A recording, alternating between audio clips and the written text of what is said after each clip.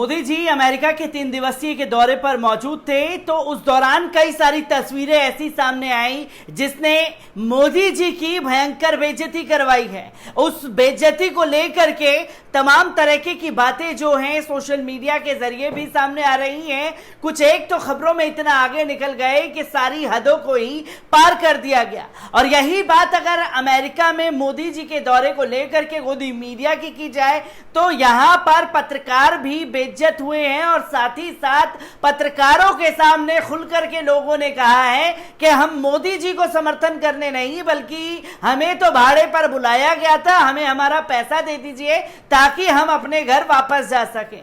ये तस्वीरें अमेरिका में देखी गई और सवाल ये खड़ा होता है कि जो कल तक अब की बार ट्रंप की सरकार के नारे लगा रहे थे वो बाइडेन से कैसे गलबैया करते हुए दिखाई दिए हैं। ये तस्वीरों को दुनिया ने देखा है। आदाब, नमस्कार, अस्सलाम वालेकुम नाजरीन। पल पल न्यूज के न्यूज रूम से मैं हूं आपके साथ नदीम अकरम।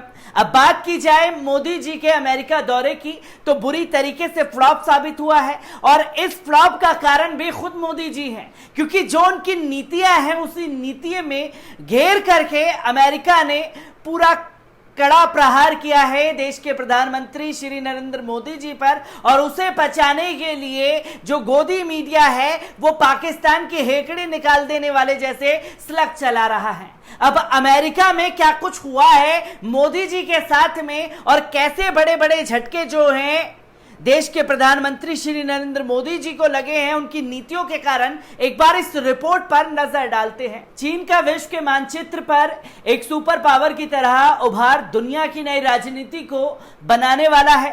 भारत स्ट्रेटेजिकली गलती पर गलती कर रहा है। तालिबान से भारत ने बात कर अपना हल करना चाहिए था, मगर भारत आखिर तक फ्रांस, यूके, इजराइल के साथ मिलकर वहां किसी करिश्मे के होने की आस लगाया हुआ था।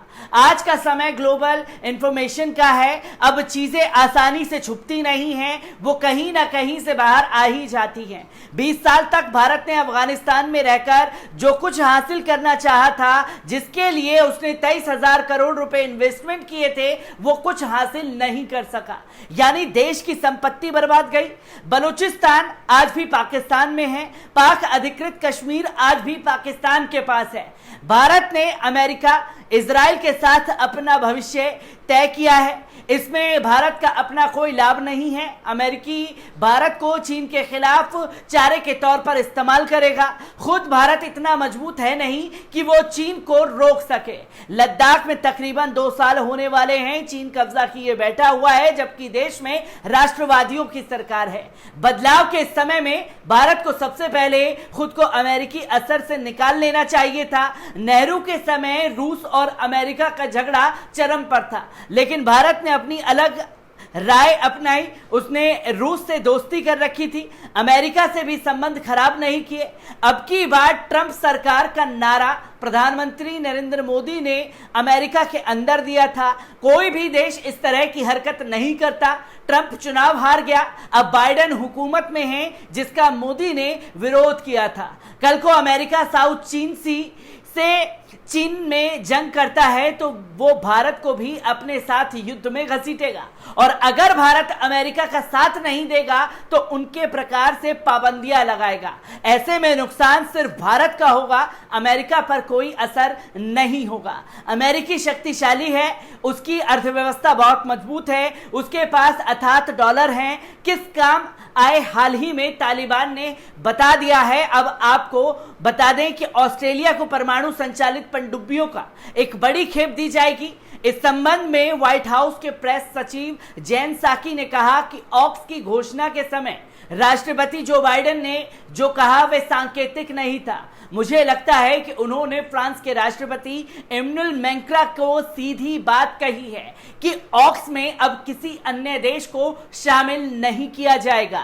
संयुक्त राज्य अमेरिका ने भारत या जापान को ऑस्ट्रेलिया, ब्रिटेन के साथ मिलकर हिंद प्रशांत की सुरक्षा के लिए बनाए गए त्रिपक्षीय गठबंधन ऑक्स में शामिल करने से मना कर दिया है। हाल ही में अमेरिका के राष्ट्रपति जो बाइडेन ने 15 सितंबर को ऑस्ट्रेलिया के प्रधानमंत्री स्कॉट मॉरिसन और ब्रिटेन के प्रधानमंत्री बोरिस जॉनसन के साथ हिंद प्रशांत की सुरक्षा के लिए एक त्रिपक्षीय सुरक्षा गठबंधन ऑक्स की घोषणा की थी। व्हाइट हाउस की प्रेस सचिव में यह जवाब उस प्रश्न के उत्तर में दिया गया जिसमें उनसे पूछा गया था कि क्या भारत को ऑक्स गठबंधन में शामिल किया जाएगा या नहीं।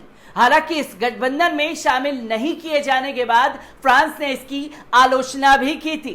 24 सितंबर से क्वाड शिखर सम्मेलन शुरू हो चुका था और इस बार अमेरिका इसकी मेजबानी कर रहा है। उम्मीद थी कि इस सम्मेलन से पहले भारत को इस सुरक्षा गठबंधन का हिस्सा बनाया जाएगा। प्रधानमंत्री नरेंद्र मोदी इस समय क्वाड सम्मेलन में हिस्सा लेने के लिए अमेरिका पहुंचे हुए हैं। वे 3 दिन तक अमेरिका में रहेंगे। इस दौरान पीएम मोदी अमेरिका की उपराष्ट्रपति कमला हैरिस से भी मुलाकात कर चुके हैं। अमेरिकी, ऑस्ट्रेलिया, ब्रिटेन की सुरक्षा गठबंधन को हिंद प्रशांत क्षेत्र में चीन से मुकाबला करने प्रयास के तौर पर देखा जा रहा है। यह पहली बार होगा जब अमेरिका और यूके ऑस्ट्रेलिया को परमाणु ऊर्जा से चलाने वाली पनडुब्बियों को विकसित करने की तकनीक देंगे। ऑक्स को लेकर चीन ने तीखी प्रतिक्रिया व्यक्त की। चीन ने कहा कि इस तरह के गठबंधन का कोई भविष्य हम पर खतरा मंडराता हुआ नहीं दिखाई देगा। अब बात की जाए अमेरिका ने जो खास तौर पर अपनी पॉलिटिक्स की है, दोगली पॉलिटिक्स, जिसमें यह बताया जा रहा था और जिसके चलते देश के प्रधानमंत्री अमेरिका पहुंचे कि ऑक्स की जो टीम गठित होगी उसमें भारत का नाम शामिल होगा। भारत के नाम को निकाल दिया गया और यह भी उस दौरान वहां पर हुआ है जब देश के प्रधानमंत्री अमेरिका में कदम रखते हैं और कदम रखते ही पहला झटका देश के प्रधानमंत्री को दे दिया जाता है और जिस पर गोदी मीडिया पूरी तरीके से खामोश है, इन खबरों के बारे में बताना नहीं चाहता। वो तो बस ये ख्याली पिलाऊ वाली खबरें दिखा रहा है कि बाइडेन मोदी से मिले और मोदी को देख करके बोला कि जिस कुर्सी पर आप बैठते हैं वहां भारतवंशी बैठते हैं। यानी कि देश की जो अमेरिका की उपराष्ट्रपति हैं कमला हैरिस के बारे में ये जिक्र करते हुए दिखाई दिए और कमला हैरिस ने भी समय समय पर मोदी सरकार की नीतियों की आलोचना करके उन्हें आईना दिखाने का काम किया है और जो हरकतें खासतौर पर देश के प्रधानमंत्री के साथ हुई हैं उससे अंधभक्त जो हैं, बौखलाए हुए हैं, वो यही कहते हुए अभी भी दिखाई दे रहे हैं, डंका बज रही है। पर अमेरिका में देश के प्रधानमंत्री श्री नरेंद्र मोदी जी के कदम रखते ही लंका लगा दी है। अमेरिका ने जो कल तक ये नारे देते हुए दिखाई दे रहे थे कि अब की बार ट्रंप की सरकार और अब की बार ट्रंप की सरकार के नारे पर किस तरीके से चुन चुन करके बदला लिया है देश के प्रधानमंत्री से, ये दुनिया भर में तस्वीरें देखी जा रही हैं। मैं ऐसी ही खबरों से आपको रूबरू कराता रहूंगा। दीजिए इजाजत, शुक्रिया।